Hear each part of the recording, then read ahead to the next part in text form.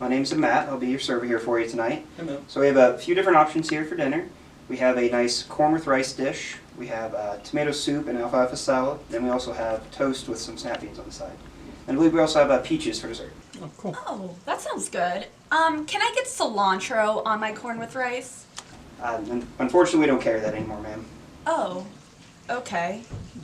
Does the toast come with avocado? No, but I can get you an alfalfa spread. No, thank you. For the salad, would it be possible for me to get ranch on the side? Unfortunately, we also can't really make ranch either anymore, sir. Okay, this is what we'll do. Okay. I will have the corn with rice. But can I please have a big glass of wine so I can forget all about this food that I can't eat? Unfortunately, ma'am, we also can't really grow grapes anymore either. You're joking, right? No. Can I start you guys off with some tomato juice? No thanks. Okay, I'll just grab you guys some water then. Yeah, Okay. thank you. Man, I feel like we don't have any food options anymore. I know. When the bees died, the food died with them.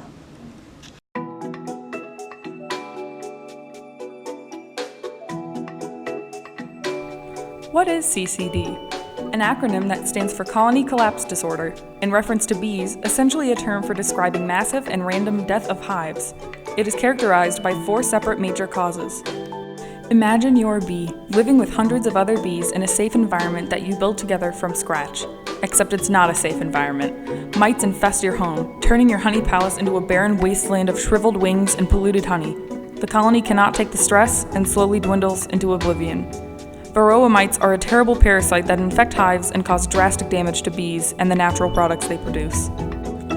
As a bee, you've found yourself in an almond orchard, where you'll survive off its nectar and pollen, but it doesn't have all the nutrients you need. It doesn't have the variety a bee needs. Monoculture farming practices that create acres of landscape with only one crop leave bees little food diversity, which they desperately need to survive.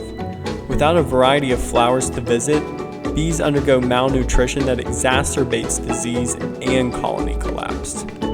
You're already tired from being hauled across the country on a truck bed. You're already in pain from being attacked by parasites.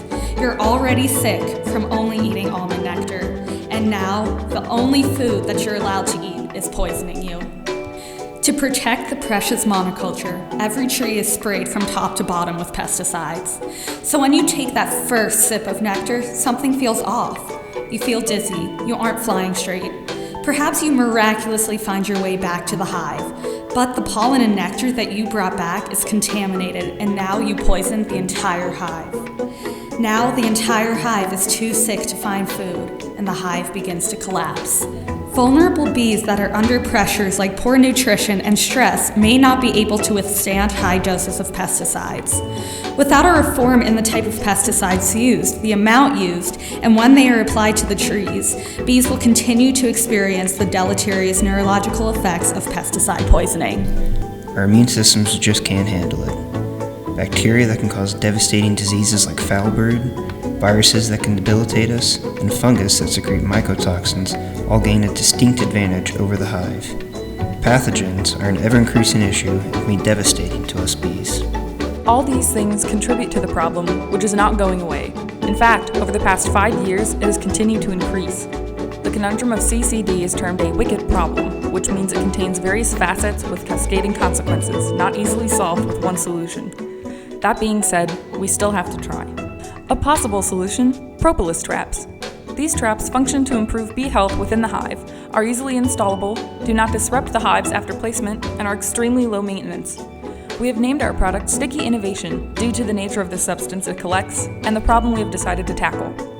Bees use the resources surrounding them to make this substance themselves. We are excited for the possibilities this device will create and for the hope it gives to the tiny insects so important to all our lives.